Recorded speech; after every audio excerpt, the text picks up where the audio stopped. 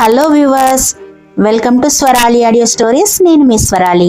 అఖండ దీపం 3వ భాగంతో మేము ముందుకు వచ్చాను. స్టోరీ కనుక ఇంట్రెస్ట్గా ఉంది అనిపిస్తే ప్లీజ్ హైప్ ఇవ్వండి. ఎప్పుడైతే లలిత అఖండ దీపంలో నూనె పోసిందో అప్పుడే ఆశ్చర్యం నుంచి తేరుకున్న మైథిలి పూజ గదిలోకి వెళ్ళి ఆమెను హడావిడిగా బయటికి తీసుకొచ్చింది. అసలు నువ్వేం చేస్తున్నావో నీకు అర్థమవుతుందా? ఎవరిని అడిగి లోపలికి వెళ్ళావు అని కోపంగా అన్నది మైథిలి. మేడం, అది దీపం ఎక్కడ ఆరిపోతుందో అని, అలా జరిగితే అది ఇంటికి మంచిది కాదు కదా అన్నట్లుగా వెళ్ళి నూనె వేశానంతే తప్పితే వేరే ఏమీ ఉద్దేశం లేదు. తప్పుగా అనుకోకండి, నన్ను క్షమించండి అన్నది లలిత.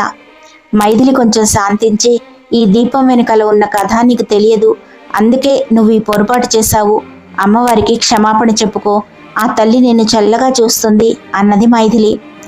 లలిత అమ్మవారి విగ్రహం వైపు తిరిగి కళ్ళు మూసుకొని మనసులో ఎవ్వరికీ ఏ విధమైనటువంటి నష్టం కష్టం కలగకూడదని మనసారా దండం పెట్టుకుంది.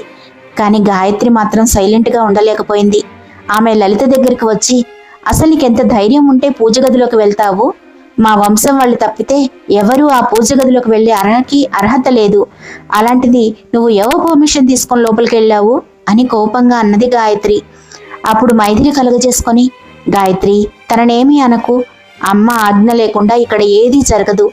ఒకవేళ తను వెళ్ళాలి అనుకున్నా ఆ జగన్మాత అనుమతి లేనిదే కనీసం లోపలికి కూడా వెళ్ళలేదు.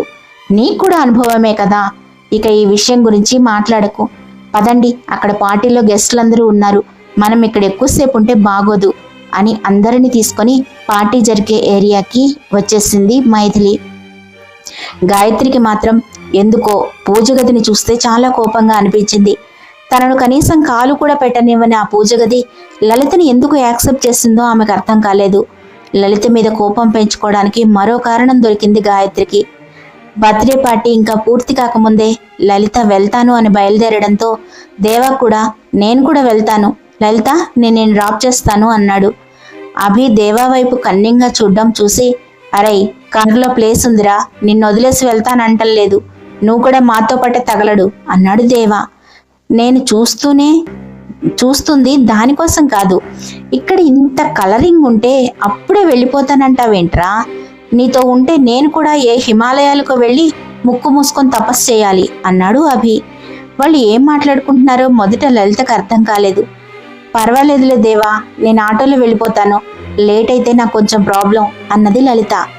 తనని వెళ్ళని దేవా, తన రేంజ్ ఎలాగో ఆటోనే, ఎందుకు అనవసరంగా తనని నెత్తినెక్కించుకుంటావు అని చిరాగ్గా అంది గాయత్రి. రేంజ్ అనేది డబ్బులు బట్టి ఉండదు గాయత్రి, బిహేవియర్లో ఉంటుంది. అవతలి వాళ్ళ బిహేవియర్ని బట్టి మనం ఇచ్చే విలువ ఇంపార్టెన్స్ అనేది ఆధారపడి ఉంటాయి అని చెప్పి దేవా లలితతో, పర్లేదు లలిత, నేను నిన్ను డ్రాప్ చేస్తాను కదా అంటూ ఆమెకు ఆలోచించుకునే టైం ఇవ్వకుండా ముందుకు నడిచాడు. ఇక తప్పక లలిత కూడా అతని వెనకాలే వెళ్ళింది. అభి మాత్రం ఏడుపు మొహం వేసుకొని వాళ్ళ వెనకాల వెళ్ళాడు. కారులో కూర్చుని అభి, అరే కనీసం ఫుడ్ కూడా తిననీయకుండా ఏంట్రా నీ హడావిడి అని దేవా మీద అరిచాడు. ఫుడ్ కాదురా, నీకు గడ్డి పెట్టాలి. అసలు నేను రాను అంటే బలవంతంగా తీసుకొచ్చావు. అక్కడ ఒక క్షణం కూడా నాకు ఉండబుద్ధి కాలేదు. ఇంకోసారి ఇలాంటి పార్టీలు ఫంక్షన్లని నన్ను రమ్మని పిలిచావంటే నీ కాళ్ళు ఇరుగుతాయి చెప్తున్నా అని కోపంగా అన్నాడు దేవా.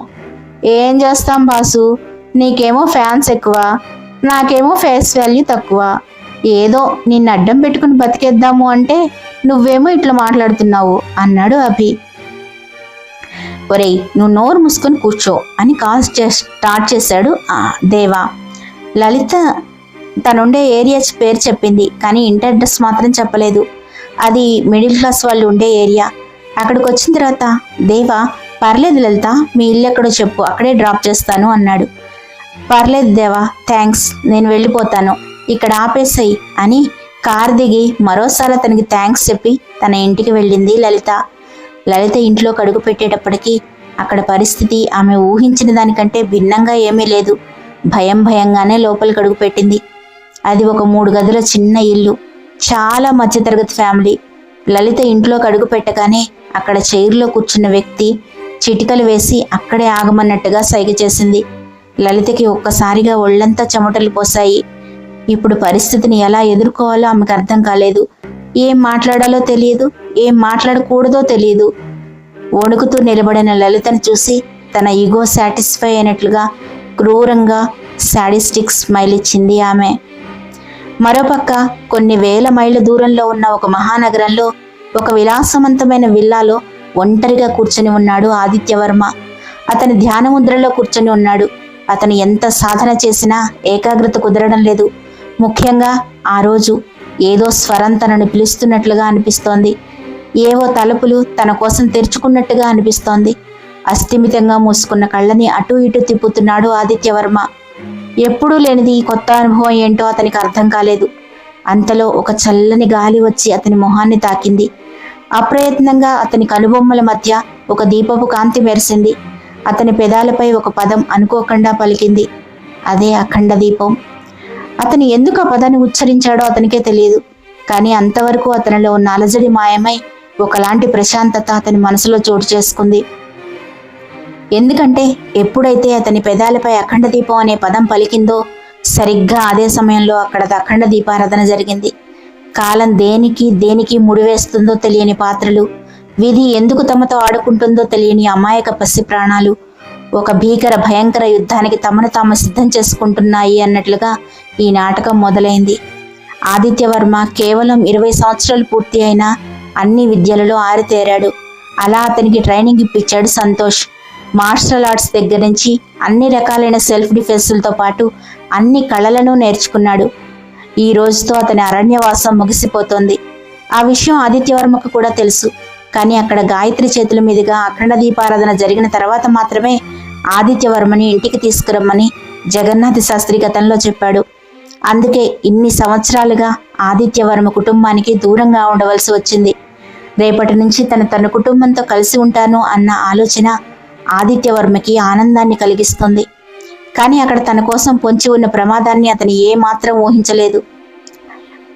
ధ్యానం పూర్తయి కళ్ళు తెరిచే సమయానికి అతని మొబైల్ రింగ్ అయింది.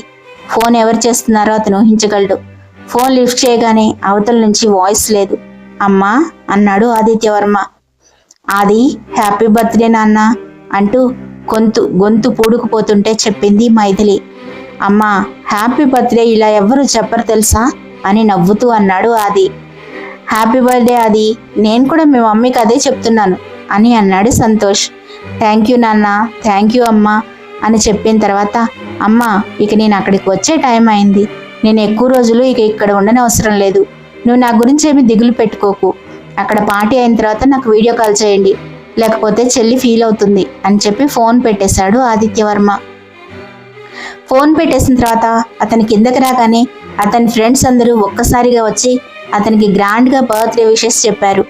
కింద అంతా ఉన్న డెకరేషన్ చూసి అదంతా తన అమ్మ పని అని కనిపెట్టడానికి ఆదికి ఎక్కువసేపు పట్టలేదు.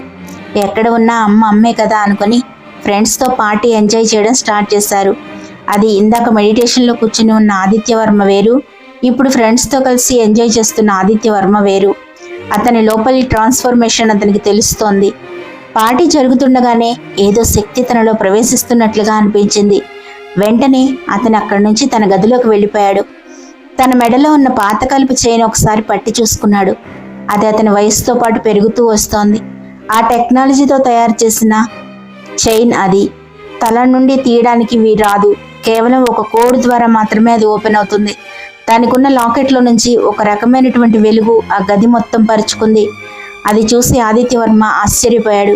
వెంటనే అతను సంతోష్కి కాల్ చేశాడు. సంతోష్ ఫోన్ లిఫ్ట్ చేయగానే, నాన్న, గాయత్రి చేత అఖండ దీపారాధన చేయించారా అని అడిగాడు ఆది. లేదు ఆది, గాయత్రి ఆ పని చేయలేకపోయింది. ఎందుకో తెలీదు, కానీ అది సాధ్యం కాలేదు అన్నాడు సంతోష్. లేదు నాన్న, అఖండ దీపారాధన పూర్తయింది. ఒకసారి వెళ్ళి మీరు చూడండి అని అనడంతో సంతోష్ కూడా లోపలికి వెళ్ళి చూశాడు.